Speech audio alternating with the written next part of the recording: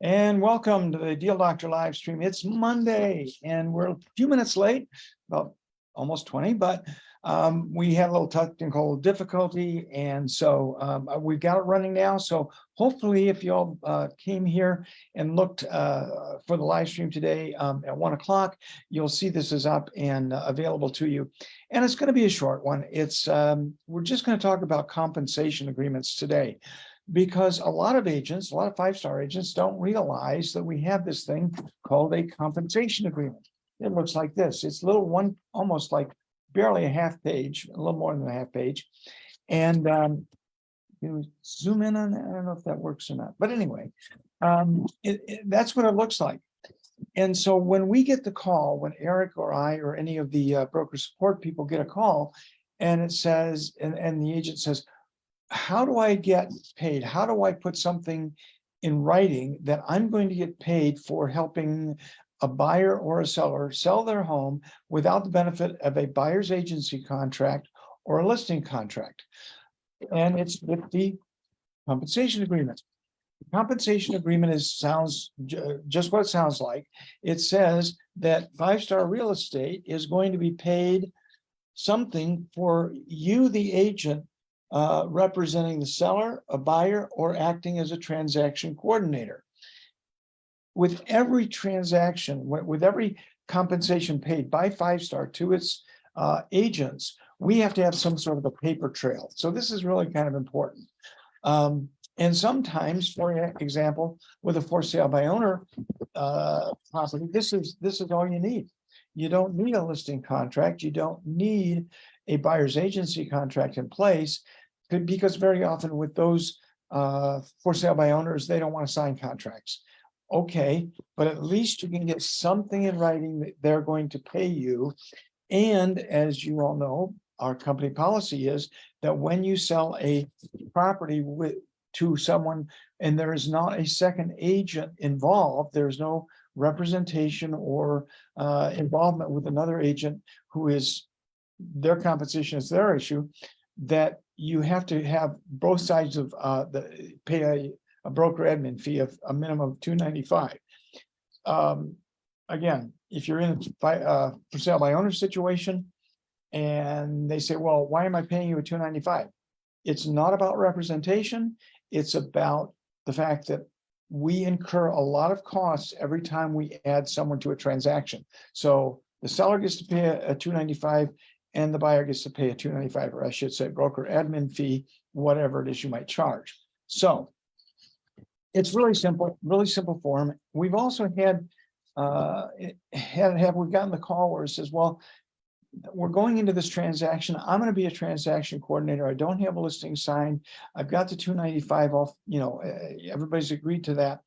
But the seller wants to pay some amount and the buyer wants to pay some amount. Again, you can put them all on this little compensation agreement. Back in the day, there was a thing called a one-party listing that said to a for sale by owner that if I sell your property, if I bring a buyer, will you pay me a commission? And if that seller signed that one-party listing, for sale by owner, it signs a one-party listing, then you get paid if you bring a buyer. It doesn't make you their agent. It's just you're working with a buyer, and for this particular buyer, they're willing to pay you a commission. It's a little bit confusing of a form. It's a bit confusing, and this is so much simpler. Now, the cautionary tale here is don't think that the compensation agreement covers all of your bases. It simply says that if this situation comes to fruition, if this transaction closes with these buyers and sellers involved, that you will be paid a commission, or Five Star will, and we will pay you. So let's say, for example, that you talk with someone and they say, well, we think we're going to hire you. And so we want to put something in, and you want to put something in place. They don't want to sign a listing contract right out of the gate. So you have a compensation agreement signed by this, let's say it's a seller. And so along you go, and nothing really happens. But then all of a sudden you find out that they've sold their house, they listed it with someone else, and you're out in the cold. And you go, well, wait a minute, I had this compensation agreement signed. Well, yeah, unfortunately, this becomes very, very difficult to enforce when they have signed what we know of as an exclusive right to sell. An exclusive right to sell is what we normally get signed as a listing. And what the language of that says is that basically that listing supersedes everything. They can't even sell it themselves. Now, is this enforceable then?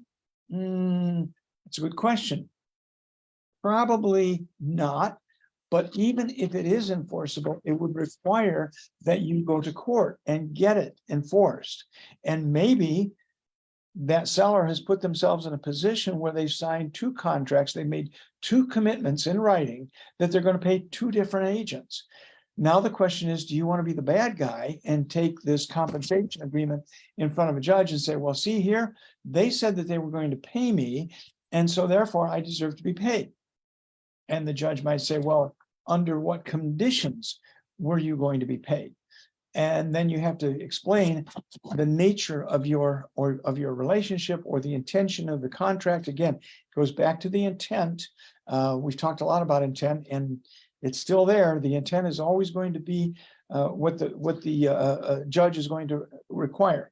So it's a very handy form to use to memorialize that you're going to get paid in the event that you're working with a for sale by owner, or even a buyer who doesn't necessarily want your representation, but wants you to help them buy something or give you advice. We've even used this form in situations where agents have said, well, I'm providing some advice. I'm not actually getting a commission. I'm just giving them some advice, and they're going to pay me a flat fee. Well, boom, perfect form to use. So again, this is a short one. This time of year, we don't want to be in meetings and spending much time. We want to be enjoying our families and so on. So I'm going to make this short. We'll have a new topic next week. And thanks for joining. Hope you have an opportunity to see this. Thanks again.